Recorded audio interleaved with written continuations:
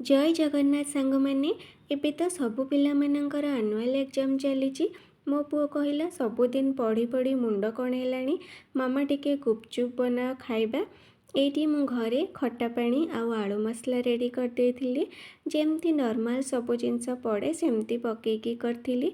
एठी रेडी हो गला खट्टा पानी आउ आलू मसला।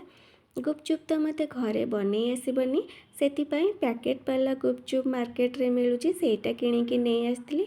भल टेस्ट भी लगे। माँ पुओ ये बसी जाइलु गुपचुप खाइबापी। मो पुओ कहला मामा मते छोट छोट दब आउ तमे बड़ बड़ खाइब। घरे चाट की गुपचुप तैयारी करके खाइले देह पाई तो बहुत भल, किंतु मार्केट रे टिके अधिका टेस्ट लगे। माँ पुओ ये बसी सबू गुपचुप खाई देथिलु। गुपचुप खाइब आउ लास्ट को सुखिला खट्टा पानी फ्री रे न खाइले मजा तो आसेनी। Thank you for watching.